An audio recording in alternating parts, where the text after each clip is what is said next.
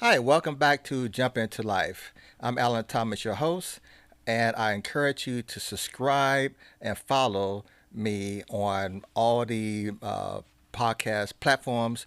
I'm on every last one of them. I'm also on TikTok, YouTube, Spotify, and so I do have a website, jumpingintolife.com.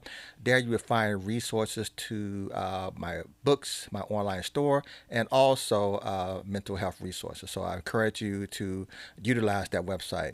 Now you may wonder, hey, he has the same clothes on, but a different hat. Well, that's because my guest from the prior episode was so great, I asked her to stick around. And she was so gracious to do so. And so, yes, that's why we have the same clothes. I changed my hat just to represent the town I'm from, which is the Chi. So, shout out to Chicago, the Bears. Let's go to the Super Bowl, baby. But anyway, so let me introduce Cassandra Rowe, and she went into great detail on the last episode about boundaries. So, on the full extent of her background, go back and listen to that episode. But at the end of this episode, I will have her give you the information how you can contact her if you want counseling about this topic. This episode is entitled Love or Marriage. Why love or marriage as opposed to love and marriage? Tune in and you will hear why. So, without further ado, Cassandra, thank you for agreeing to stay on Thank you to do another for episode. having me again. No problem. So, tell me the difference between infatuation and love, because some people get that confused and wind up getting married to the wrong person. Oh my goodness. We just gonna jump right in, We're aren't just gonna we? go right in. Okay. Well, infatuation is a feeling that fades. It's that initial, it could be that the butterflies that you get in your stomach. It can be a sexual attraction. Infatuation is temporary. Love is a decision that you have to make every single day. Infatuation is not something that's going to help you in the hard times. Why do you think people choose love over marriage, or do you think people choose love over marriage? Because you also counsel hmm couples. No, I don't cancel couples. I Okay. can't. I counsel women Okay. primarily, or men individually. I've had some couples, but that's not necessarily what the main part of And, my and, and, practice and is for made my up of. audience sake, you did explain that to me, and you told me why. What you did I say? See, that's a boundary. What did I say? you said men just don't go see counseling, and so generally women do, and A so lot of times it's the women that's dragging the men to yeah, counseling. yeah. And so, yeah, for the most part, women are motivated to work on their stuff. Women are curious about what the patterns are in their lives and why my relationship patterns are this way. Yeah. A lot of times men are not. Why do you think men are so apprehensive about seeking counsel about relationship? Because to me, it'll be beneficial for their relationship, Yeah. and maybe for Yeah. them as well. I don't think they, I don't think that they buy into that it would be, um, beneficial. I think men a lot of times have trouble with accountability, even in Oh, so you just relationships. jumped right in that. You Listen, went you right for said the we gonna jugular. go, we gonna go. In my experience, women go through a bad breakup, they come to counseling to try to figure out not only what the other person did to them and what that means, but what part that they contribute. How can I make changes that are different? Men don't do that. They go on to the next one a lot of times. They Now, may is that talk to their generalizing? no. As a man, I'm I said thinking I said in my experience. I said in my experience. professional experience. Yeah, professional experience. I also believe that women are relational Okay. anyway. And so we have lots of support systems where we have intimate conversations with, we share and do life. Men tend to have more superficial relationships, they're more transactional. I gotta push back on that. I don't think men have superficial relationships. We have relationships that last for a very long time, and we call those relationships, those individuals in our relationship group, our boys. Boyz, our That's a boys. problem within itself. Okay, so why is that? Why is that? Because we're sharing our emotions and feelings with Are each y'all other. though? Yeah, we are. Okay. We are. So, how accountable do you hold your We when hold your each other. boy? Listen, I got a Mhm. friend out there. I would give us initial. Don't do that. No. He Don't do that. okay. As a therapist, don't do that. Okay. I won't do that. But he knows who. I've told him he needs to stop being so critical. But I appreciate his honesty Okay. because I mean, his honesty can cut right through all of us, and it does. He's very honest to a fault, but we love him for that because we need to hear that he comes raw with his opinions, and 99.9% of the time he's right, and so we respect our boys' opinion because they've known us for such a long Right. period of time. Right. So that's why I push back on that. Okay. So, what I would challenge you to is this. If you see your friend, I'm going to say friend, not your boy. If you see your friend doing something that is harmful, okay, to someone else, whether it's his child, his spouse, his family, his mama, do you feel comfortable saying to him, hey, you know what, you wrong? Yes, we do it all the time. In Okay. fact, he did that to another friend of ours who was cheating on his wife. Oh, And he checked him, and I I was like, love him already. well, see, I'm telling you, at least in my circle of friends, we check each other when need be. Okay. So that is a rarity, and that's great. And more men need that because a lot of men don't have that. I don't think it's a men don't have rarity. that. I don't Really? think so. Yes. Okay. I don't think so. As a man, I don't think it's a Okay. rarity. Okay. Because, and then I give you an example. How many of your boys have gone to therapy? How many of what? How many of your boys have gone to therapy? Going to therapy? Have gone to therapy? Um, I don't know. I don't know. I don't know. Why is that? Because y'all Well- haven't talked about it. Well, no, because we are each other's therapists, Oh, okay. and I think we do a pretty good job. Okay. Because a lot of them are in first and lasting marriages, Okay. That's a great thing. healthy marriages. Yeah, that's a great good family men, got great kids. So, we have therapy within ourselves. And That's a I think great thing. it's called group therapy. Yeah. Yeah. Well, it is. Yeah. It Group is. therapy for boys. Right. For men. I need to copyright that. For men. No, Group- BOYZ. Those are my boys. Okay. I need to trademark that so somebody don't steal it. Group therapy for boys. Or boys group therapy. How do you know it's not already trademarked? I'm going to check that out today. Shameless plug. Shameless plug. Yeah, but that's what we do. So, Right. So I digress. I would say to you is that is something that traditionally women have always done. I'm happy to hear that that's something that you and your friends provide for each other. But professionally speaking, there's a lot of men out here who don't have that. Not only do they not have it, part of the reason why they don't have it is because they don't value it, because they don't appreciate the benefits of being accountable to other people. So is love an emotional feeling or a practical art form? Right. I feel like it's both, because love is a feeling, just like hate or, envy or any of those other feelings. But the practical application of love is an action. And so love is all of the decisions that you make towards someone else. Okay? Even when you are not feeling the love, Yeah. your decisions need to always represent love. And the reason I didn't Or be say loving. practical action or act, I said art form because it's like you're putting on airs. It's like you're pretending. Yeah, art form. It's an art form. Like acting, Really? it's an art form. So so I'm thinking, and you're the therapist. I'm not. That's why I have you on the show. That love is an emotional feeling, is more so as a practical art form. Okay. So if you say that, you said that many of your friends, your boys, have been in these long-lasting marriages.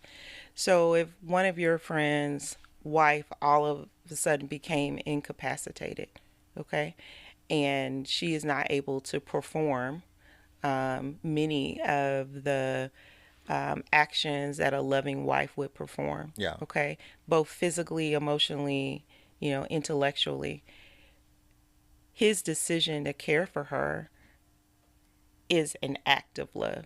Even though he's not receiving any of the things that he may necessarily need, Yeah. okay, or that he used to receive, that is an act of love. That's a decision to continue to love somebody and perform those loving behaviors, Yeah. even though that love is not reciprocated.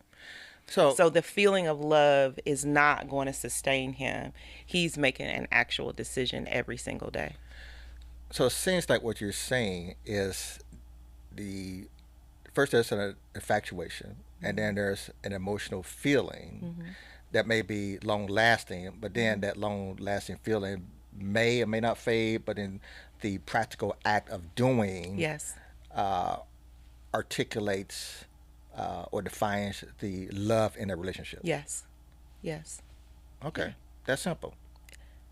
Simply stated. It's not simple to do. Simply stated. And Yeah. that's why I wanted you on the show to talk about love or marriage, not love and marriage, because a lot of Mm. people they they marry for different reasons, right? Oh yeah. Oh, you agree with that? Okay. Mm-hmm. Because a lot of people don't marry out of love. They think they're in Mm-hmm. love, but then they say, okay, well, maybe this person will change, throughout the marriage. It's unfair, I think, to Yeah. expect someone to change Yeah. when you accept someone's proposal or make the proposal for marriage. Right. I believe you should accept them as they are, but a lot of people do not. Well, I think sometimes people are accepting things that they're not aware of. So everyone doesn't go into marriage or relationships being transparent. So what you think you may have signed up for may be something totally different. Hmm. And so when going back to accepting someone as they are, you know, that also is a form of like boundaries. So I'm going to accept you for how you are. I have to decide if that's something that I can deal with or Yeah. if that's something I can manage. However, if you don't show me who you really are, that's a whole nother story. Okay, so it's unfair to accept something that you didn't even know existed, right? So, why do people settle? Hmm. Lots of reasons why people settle. Um, they feel like they're getting older, all their friends are getting married, they don't want to be by themselves. Some people settle because they feel like a relationship will complete them. And I believe the only relationship that can complete you is your relationship with God. Now, there are relationships that can complement you, Yeah. and that there are relationships that can help you grow. All relationships should teach you a lesson and help you grow, help you learn things about yourself, help you see Preferably things. before marriage. Yeah. And during. I mean, you learn a lot being married. Yeah, but it's too Yeah. late to get out of it. Well, you get a divorce, but Right, right. So I do believe that people settle because they feel like they're inadequate alone for various different reasons. do you find that in your practice? You find women who come to you. Do you find that what are the main reason you think they choose marriage over love? Well, I don't think a lot of times it's a conscious decision. Okay. Really? Yeah, I don't think a lot of times it's a conscious decision. I think, one, and this goes back to boundaries, many people don't spend enough time, okay, getting to know someone before they think they love them. So, one of the things that I do with I'll people who, elaborate more on that one because okay, that's very deep. What you yeah. just said. So, one of the things that I do with people who are coming in for relationship kind of issues or trauma or whatever is we talk about the 12 steps to intimacy. Okay? 12. 12 steps to intimacy. It's going to be good. Buckle up. 12 steps of That's a intimacy. lot. Okay? And so the 12 steps of intimacy take us from the first time you meet somebody all the way down to the intimate act of intercourse. Okay. Okay? And it talks about there are these steps that you should go through. The first one is eye to body. And that Out of talks body, like out. eye, Oh, eye okay. I. to body. Okay, Okay? gotcha. Somebody walks in the room and you notice them. Okay? So you're meeting somebody for the first time. It may not have anything to do with sex. It's Okay? called You're physical meeting them. attraction, isn't it? You don't know yet, Okay. okay? Because they may be built like a Coke bottle, and then their toes are like this, and you're instantly not attracted. So the eye to body is the first initial. They're in your presence. Stay with me, stay with me, stay with me, okay? So there's these steps that you go through. There's eye to body. Then there may be eye to eye when we first meet and we talk and we're making eye contact, Yeah. okay? And then there's, a handshake, maybe hand to hand. So there's all these steps. What's a hand in hand like you like a woman? Hi, shaking Alan. her- Nice to meet Well, I you. mean, so if a man is going like this, then you're like, oh, I don't know. Instead of supposed to give you like a regular handshake a man used to give. I think Is that that's what you're talking about? I think that's a preference. Okay. But one of the things when we're talking about these steps to intimacy is that what we normally do, which is unhealthy and lacks boundaries, is what you just did. Like, oh, that's physical attraction, right? And When then you we said take out of body, then I'm we thinking- take. I didn't say body presence. So we go from step 1, 2, and 3 all the way down here to 12. Okay. We grown, so we go Okay. from meeting somebody, talking to them maybe 2 hours or a couple of hours, a couple of days, and then we're down here at 12. That's why I was surprised it was 12. It's 12 steps. The boundary and the healthy way to do that is in a step called, you're not ready. Anyway, there is a step where you spend 300 hours talking, communicating, being around someone before there's any physical touch other than a handshake. Now, see, I think men can do that. We can No, y'all practice can't. abstinence. That's not abstinence. I'm just kidding because most men can't. But it's not abstinence. Yeah. So what it is you're spending 300 hours getting to know someone before we ever hold hands, do anything other than a church hug, Yeah. before I come over to your house, before you come over to my house. It's really intentional dating. And so Now describe there's a church lot. hug. Just in case they That didn't little see church hug on the last side, episode. you hug somebody and you give them that Yeah, side okay, hug, okay. as opposed to a more full frontal intimate Gotcha. hug. So if you spend 300 hours getting to know someone, there's a lot of information gonna come out, isn't it? You're gonna know like what their faith base is. You're gonna know how they treat others. Something as simple as how they treat your wait staff. Okay, you're gonna know if Wait they staff, really have a job. you at a Like if restaurant? you go out to dinner, Okay. are they rude? Do they send all their food back? Are they super critical? Are they spending time with you? Are they looking at everybody that out of body comes by? You spend a lot of time with someone and you spend a lot of time communicating. You're going to learn a lot about them. Yeah. The problem is what we do normally in society is we go from this physical attraction straight to the bedroom, and then you get a soul tie. So once you have sex with somebody, you're connected with them. Okay. And then soul you tie, find like out all SOUL? SOUL. Your souls are tied together What? No. I don't want to generalize. But for women. Okay. Okay. For women. You know where I was going. Yeah, for Okay. women. Okay, because we're relational. Yeah, Remember, okay. you guys are transactional. We're relational.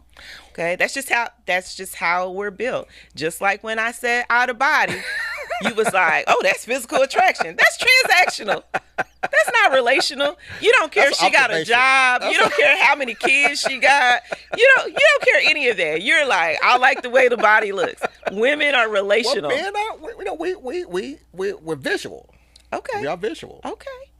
Aren't women visual too? Because there's this old saying, you woman, you tell me, the therapist, you tell me, this old saying, women know within the first 5 minutes or less if they're going to have relation with you or if you like a potential husband. Okay. Because of the communication, not necessarily the In visual. 5 minutes? Because of the communication. Women, we're listen, because of the communication. I think 5 minutes is not probably accurate. Okay, all right. But pretty quickly, whether you're going to be in friend Really? zone or whether I am interested in dating you, not necessarily whether I'm going to be whether you're going to be my husband, but whether I'm interested in dating you. So Yeah. tell women and men how not to screw it up within the first 5 minutes? Well, I can't tell you how not to screw it up because my preferences are different than other people's preferences. Okay. And also, what I needed when I was younger is different than what I need now. So that's why I said I don't think 5 minutes is enough time. I don't think that's very accurate. Maybe one date, maybe, an hour or so Yeah. of us talking. But back to what I was saying. So women are relational. So you go from meeting somebody and then sleeping with them. By the time you find out all of the information, you're already connected to them. You already have formed an attachment because y'all have been physical. Yeah. So one of the ways that we can prevent and avoid some of this is by really spending time with someone before we take it physical. I will tell you that I was single for a long period of time after I got divorced from my first marriage, and I dated a guy, and he used to get so frustrated because he's like, okay, well, I'm going to come and pick you up. I'm like, you're not coming to my house. I don't know you like that. Okay. And so one day we were running late for something. And he's like, okay, so meet me at my house. I'm going to leave the door open. Okay. I'm going to jump in the shower. You come over because we're already running late. I'm like, cool. So I go over. He's left the door open. I go inside. I'd never been to his house before, right? Yeah. And so he could hear me when I came in. So he yelled and was like, hey, I'll come in, have a seat. I got you something to drink, whatever. I sit down and I glance over at his computer. We had probably been dating maybe 2 months. So we probably on like maybe date number 5 or 6. I glance over at his computer and there's porn on the computer. Wow. Now, You sure you didn't press the space key to turn it on? See what was on his computer. it was turned down. Okay. So again, me spending that amount of time without getting physical, I was physically attracted to him, great guy, whatever. I don't want. Do you think that was intentional to see if you would be Could have okay with been. that? Could have been. Either way, that doesn't work for me. Yeah. So do you see what I mean by if you spend the time with someone a lot, you can only fake for so long. Yeah. You're going to be put in some different kinds of situations where you're going to see that the true person is going to come out.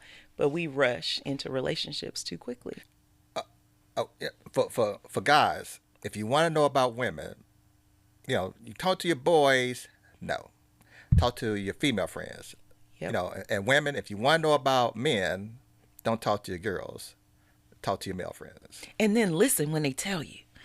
Like, listen. Yeah. We talk to our friends of the opposite sex, but we're like, because they're not saying what we want to hear. Right. Actually, listen. And so my female friend told me, she said, Alan, going back to what you were saying about can't fake it for long. She said, most women can't hide who they are for more than 12 months. Yeah. Yeah. What's your opinion on that? I agree. I think men and women, I think if you are spending time with someone for 12 months, now there are some out there who are very skilled and they're master manipulators. I'm not talking about them. I'm talking about your average person. Yeah. They're not going to be able to hide who they really are. They're just not. And it goes to something that the Bible teaches. No fornication, right? So if you don't know what you don't know, then you have a good chance of establishing a healthy physical relationship, because sometimes physical relationship turns into emotional relationships, as you were saying, with women, how they sleep with men and they get emotionally, their souls are attached.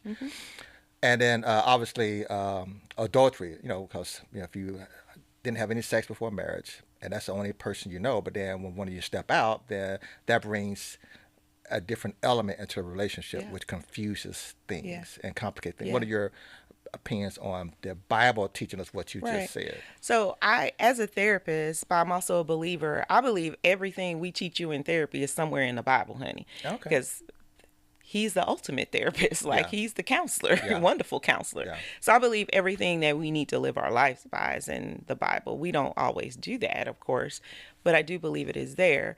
But one of the things that I have seen, that the lack of this sexual intimacy too early also helps us to detach from things that aren't healthy for us. So again, boundaries help us learn what we should attach to, what we should be intimate with, but also when it's time to end it, when it's time to walk away, what we Yeah. shouldn't be attached to. So, yeah. How does someone know they're dating the right person? Okay. So I think there are a lot of signs. One of the things that I will say is that one, does this person um, show up the way that they have marketed themselves? That's a, Market. that's a good way of saying that. If I Like a piece. That's just like you buying a piece of meat at the grocery store. Really? do you show up the way you marketed yourself? Okay. If you say that spending time with my children Uh huh. is important, okay. When the last time you seen your kids? Okay. If you say family is important, Yeah. when the last time you been to the family reunion? Right. I mean, Right. like, Yeah. are you showing up the way that you're marketing yourself? If you say that, my faith is important to me, we need to see some fruit of that faith. Okay. I'm not saying that, people express their faith differently. So I'm not saying that the way you express your faith has to be the same as mine. But there needs to be some evidence Yeah. of your faith in your Okay. life, okay? Whether it's how you treat people, whether it's how you fellowship, whether it's do you pay your tithes? Right. Do you give time back? Do you help others? Like there needs to be, it can't just be lip service. Well, this is important. If you say that my career is important to me, then we should see you going to work, sir. Okay. Like But people ignore that and choose to marry they over ignore the love. signs. They choose to marry over a feeling. I'm not sure if it's love or not, but they choose to marry Well, over because a someone is feeling. lying to you, they're Over a obviously not feeling. in love with you. Well, I think you can love someone but not be in love with them. When you're in love with somebody, there are a lot of things that you accept. Okay? Good, bad, and ugly. You Okay. accept that. I think that a lot of people are, really infatuated with that superficial level of love and the That's why I asked you happy about the and the infatuation. and the happy ever the happily ever after. I also think that people fall in love with people's potential. And let me just say this, sis. We too old to be falling in love with people's potential because potential doesn't always produce. Yeah. It doesn't. I mean, it doesn't. It doesn't always produce. You seen the movie Acrimony starring Oh my Lord. Yes, Taraji P. Taraji P. Henson. Henson? Yes. That guy had a lot of potential. A lot of potential. And she, listen, God bless her. But A lot then of potential. eventually she said, what you just said to the women out there, at a certain point in time, you got to Yeah. cut them loose. Yeah. And so I'm not saying that you cannot love that person and you cannot be in a relationship with that person. However, at some point when we're talking about marriage and this is the person I'm going to be with, Yeah. that potential needs to produce something. Okay. Yeah. Is it okay to marry someone where love is not 100% reciprocated? I would say that would be a poor boundary.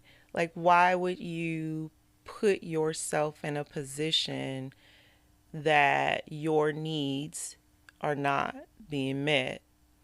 Why would you go into a situation where your needs are not being met? Okay, I can follow that question with Mm-hmm. another question, Okay. which would be the answer. Okay. Have you heard of the 80-20 rule? I have. What is it for those people who don't know? So people have different variations of the 80 Oh, 20 no, it's rule. pretty clear. So what I'm going to say the 80-20 rule is that someone will have 80% in a relationship and leave that relationship to pursue 20%. Okay?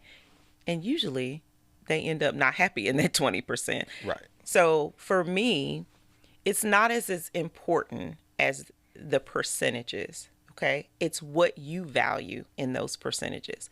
I'll give you an example. If your physical health is very, very important to you, you value working out, you value eating healthy, these are the things that are important to you. And your spouse doesn't value that, but they have 80% of everything else that you value. Yeah. That's not going to work. Really? because you put so much value on that 20%. Okay. It's what you value. It's not the percentage 80/20. It's how much value you put on the percentages. So what I'm hearing is there's no such thing as getting 100% of what you want in a marriage from an individual. I'm not going to say that, but I do think that one of the other reasons why people don't have successful relationships is because they put too much pressure on their spouse to make them happy or to fulfill maybe the percentage of themselves that, you know, is still potential. Yeah. And it's really not your spouse's responsibility to make you happy. It's not your spouse's responsibility to fulfill you. You got to come into relationships already fulfilled or working on ways to do that. You have to come into relationships where you're fulfilled in a lot of different areas. You know, I'm not the same as my significant other. We are very, very different. And so there's just going to be some things that he's not going to understand and he's not going to be able to help me with. Yeah. I've got to have supports in different areas that can help me with those things. So I think people go into marriage feeling like this person is going to be my best friend. They're going to be the provider. They're going to be my counselor. You know, they're going to be all these things. And that person may not even have the capacity to be all those things. So you're going to have to So get those needs marriage met. over love because apparently, because the 80/20 rule is very real. Oh, it definitely is real. So people are truly, how does someone marry out of love as opposed to choosing marriage over love? As a therapist, your professional opinion, Right, that's right. real. Yeah, it is real. I believe what I see of the women who come in is that they have this really limited view of what love is. Okay. It's just how I feel about them. Okay.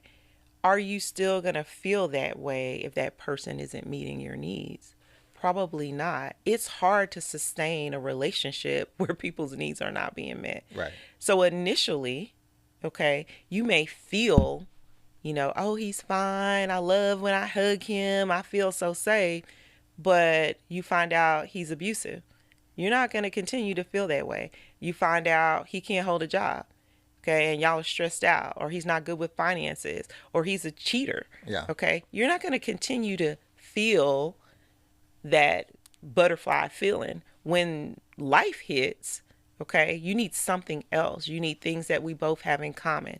We need to have a common goal. Sometimes it's people's faith. Sometimes it's people's, love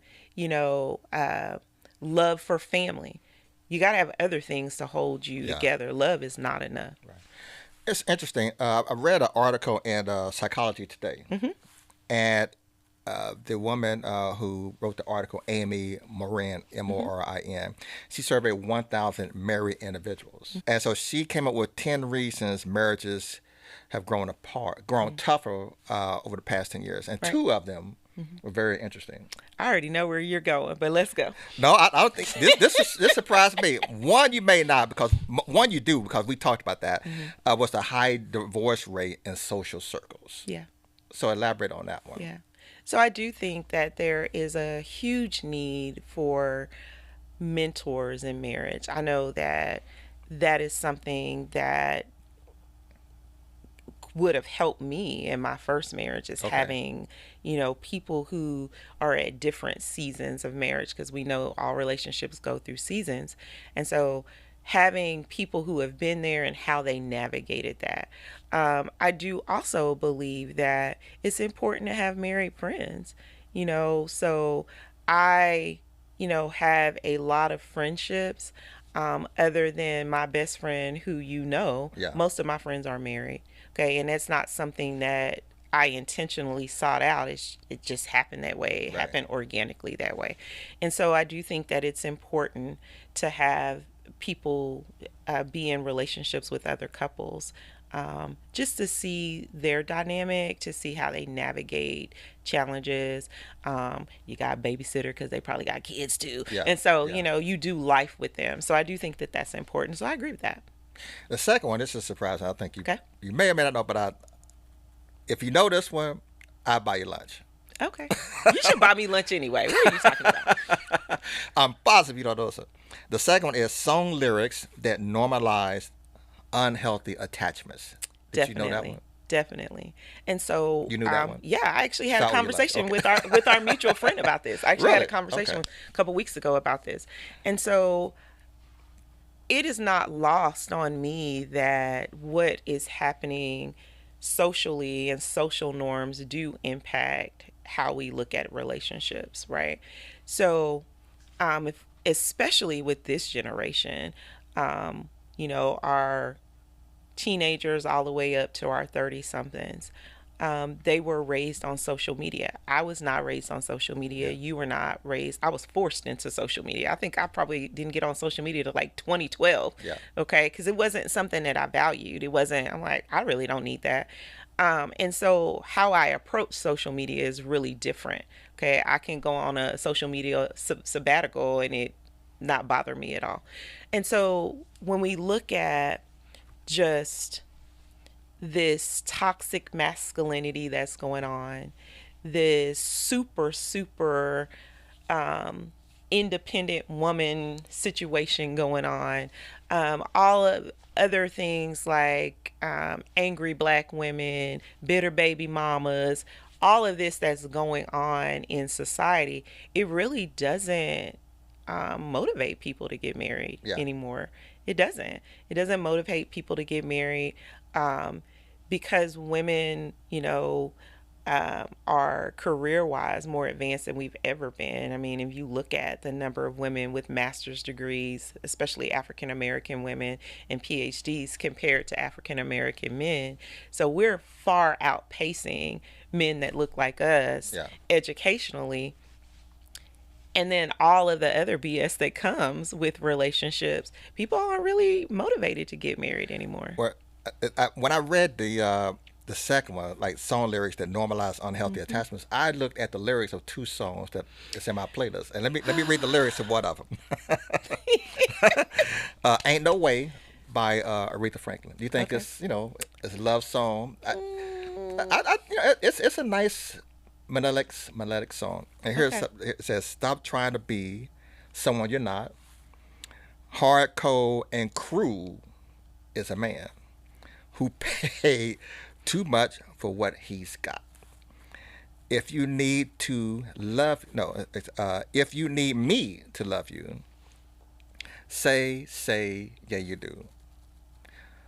That was, to me, it's like, okay, maybe I need to reevaluate why I like that song. Because it's, you know, you paid too much for what you got. Stop trying to be someone you like. What's your thought on that? When was that? When did that song come out, Alan? But it's a nice song. I love this song. I mean, some very good songs. Very They good song. last generations. They do. Generations. They do. And this is one of them. Okay. All right. So, one of the things that I'm going to say about music, okay, is that the melody speaks to our mood before the lyrics do, Okay. right? That's known. I mean, so you can like a song, okay, and like, oh yeah, that's my song, and then you sit down and listen to the lyrics, you're like, ooh, like you said, let me reevaluate. Yes. Okay. Yes. Yes. What I'm gonna say, and let me. This is my disclaimer. I am a lover of rap and hip hop. I am. Love rap, love hip hop.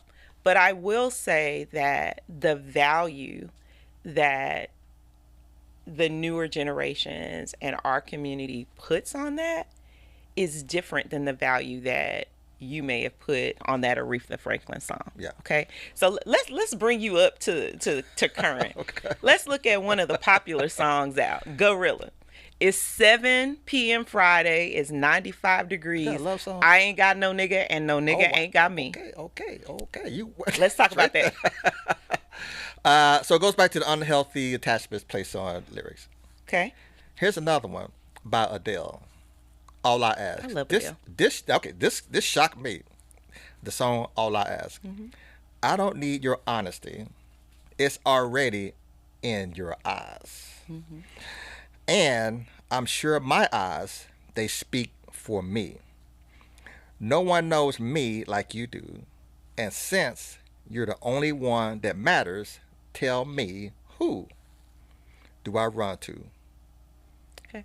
Do you know the background on that song? No, tell me. What was she going through? Oh, her divorce. Yeah. Yeah. Yeah. So I think that that's important as well, that we can't just take songs for face value and apply them to our lives. Yeah. Okay. There's a song out now. I'm not going to be explicit, but there's a song out Thank now you. and it says, I forget the name of it. The song is so funny because the song sounds like, everybody's into this boots on the ground and, kind of blues music. He says, Boots on the ground? That was it's a artist or song. song? Yeah, Oh, it's a song. Okay. okay. Alan, Got we got to get you out more. Okay.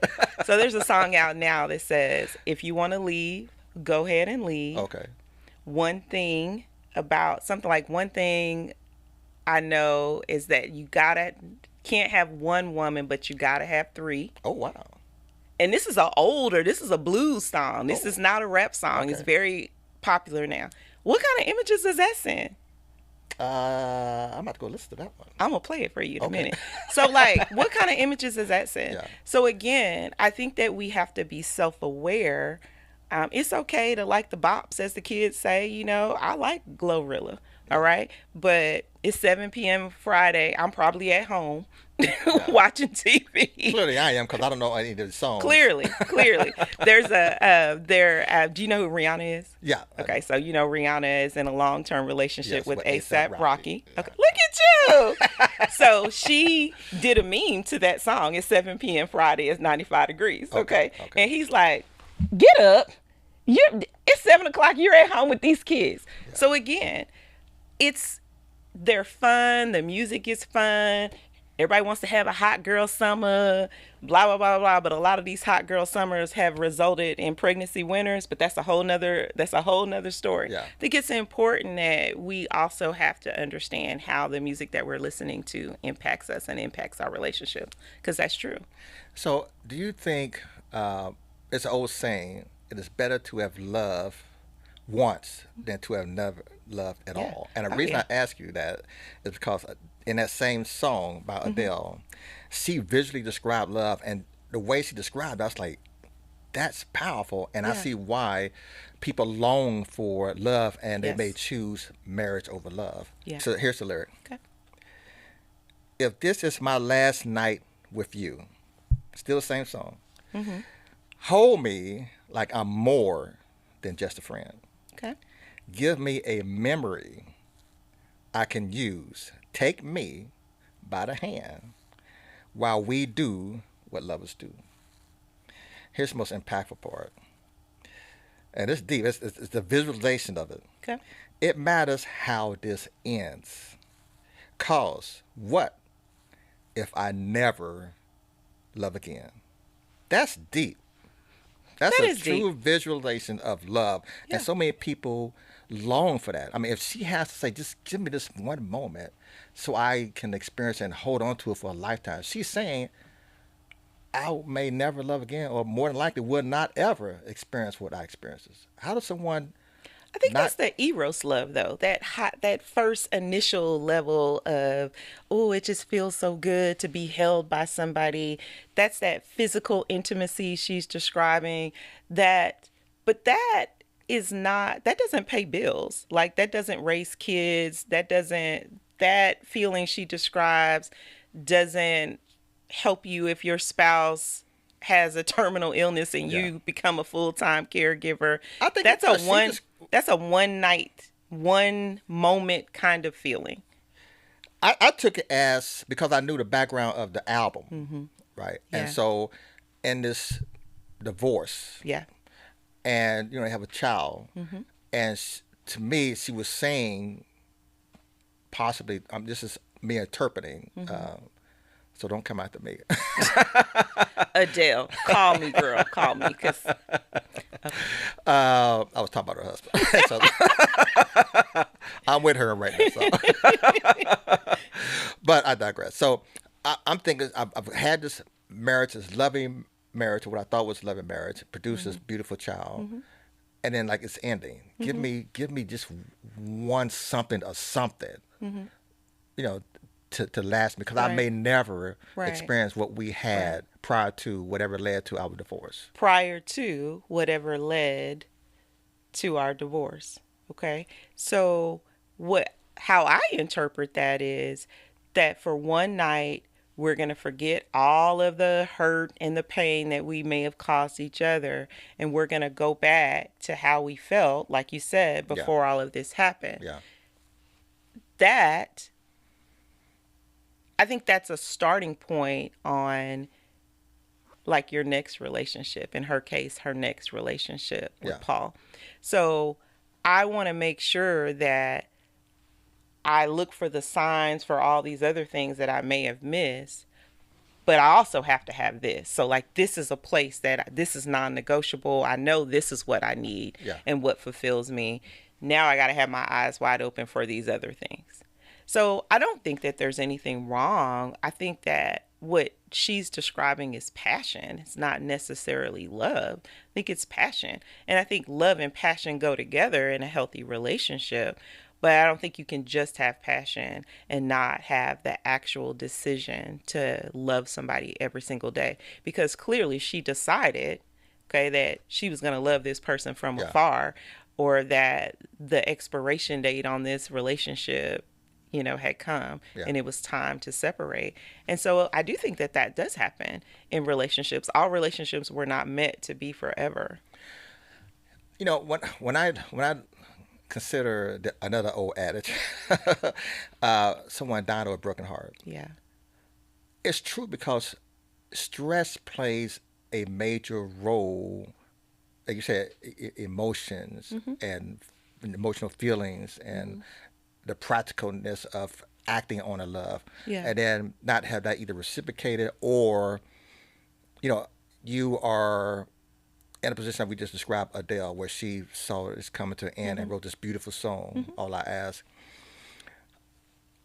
do you think that people actually do die of a broken heart, and if the loss of the loved one can truly cause someone to just um, uh, I don't say what's the word I'm looking for, kind of wither away? Mm.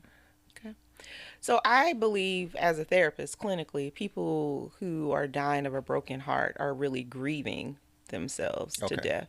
And so, and they're stuck in these grieving stages. Which Um, is natural. I don't think it's natural to Really? get stuck. I think Because it's isn't it natural part of to the. grieve. It's natural to grieve, but some Okay. people get stuck in different grieving stages. Grieving was never supposed to be a permanent destination. You go through grief. So you're just supposed to be passing through grief. You're not supposed to camp out in these Hmm. different stages of grief. But I also think that when people die of a broken heart, that is also an example of them loving someone else more than they love themselves. And that's never healthy. You have to love yourself enough to know, okay, when it's time to take care of yourself, when it's time to walk away, when it's time to say no, If when it's you've time to been say married for 50 yes. years and you lost somebody, that's not My being grandparents were selfish. married 60, maybe 65 years, I think. My grandfather passed away in 2012. Um, my grandmother is now 96 and is a testimony to loving yourself. Hmm. Like, my grandmother didn't start working until she was 50 after her last child graduated and went off to college. Hmm. She was 100% dependent on my grandfather.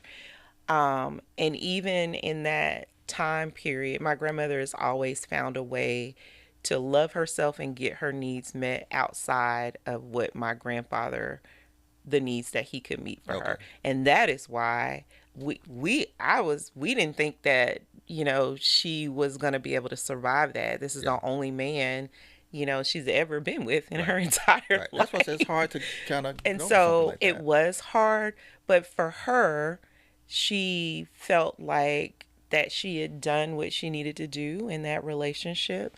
Her faith is unwavering. My grandmother is a strong woman of faith, and she had to find things to continue to choose to keep living for. Okay. So in that case, she loved my grandfather, but she didn't love him more than she loved herself, and she didn't love him more than she loved the Lord. That's powerful. Yeah. That's powerful. So Yeah, that's a difference maker. and my grandfather, what's 2012? What is it now? 2025. Yeah. He's been gone. Yeah. My grandmother works out every day. She does. She loves herself. Yeah. I mean, she Because it sounded she kind of loves harsh when you herself. first said it, but now that you elaborate, I She understand loves it now. herself. And She loving yeah, yourself over the. and she loved my grandfather's Yeah. bathwater. Let's not. Some of the stuff that my grandmother did, I was like, hell no, I ain't gonna be able to do that. Right. And so we, just as a family, we Yeah. were really worried that, because you hear about so many couples where one passes away and within a year or 6 months or whatever, the other one does, Yeah. or they just wither away emotionally, physically. Yeah, so she is a testimony to how you can love someone with all your heart, but you still have to love yourself. You really do. Well, Cassandra, listen. Thank you for coming on the show. And if my listener want to learn how to choose healthy relationships Yeah. or to improve one that they have or currently in, how do they reach you? So my website is epiphanycounselingtexas.com. And so that's Epiphany, EPIPHANY, counseling, and the word Texas, TEXAX.com. You can also reach me by phone, 682-367-3300. I offer services exclusively online, and I also am available for speaking engagements. Thank you for that. Thank I'll leave you all with this closing thought. Another song. You're like, this guy. From the 60s. Okay, well, you may got it. It's entitled Someone to Watch Over Me. You familiar with that song? I am. Is that a 60s song? It's back there. But it's been remade. It has. Yeah. It has. It's a great song. Here's the lyric. And you'll understand why I picked this song. Again, it's one of the ones I really like listening to. I'm a little lamb who's lost in the woods. I know I could always be good to one who will watch over me. Now, for those seeking love, go find that lamb, because when you do, I want you to treat him or her like you want to be treated, and you will get love in return. Now, for those who went into the woods and came back with a fox attached to your leg, call Cassandra. Detach. And she will help you get that fox off your leg. Detach, friend. Detach. If you like this episode, like it, subscribe, and please tune in for the next episode. I don't know what it's going to be, but I don't tape weekly. But I record when I get a good topic, an interesting topic to record. And like when I was talking to Cassandra, I wound up doing two, because I was talking to her. Oh, this would be a great topic, and she agreed to stay and do another hour. So thank you for tuning in. And again, go to the website and support by purchasing merchandise. There's a website. It's established by Taraji P. Henson. It's the Boris L. Henson Foundation. And what I like about this website is why I put it on, put the link on my website, is you type in your zip code, and it will give you resources, mental health resources in your community. So that's what I love about her website. And support her website. I don't know if there's a link where you can support it financially, but do support her. And then also, there's a nonprofit organization called Covenant House. And I love what they do. In fact, I need to do what I'm asking you to do. Go online, donate. And it's for teens, runaway teens. It offers them a place to sleep overnight, and they have other resources for those teens. And then maybe they won't have to wind up in a situation where they wind up with a fox attached to their leg and wind up marrying the wrong person, because they don't know what love is and how to identify it. Thank you. Until next time. Bye-bye.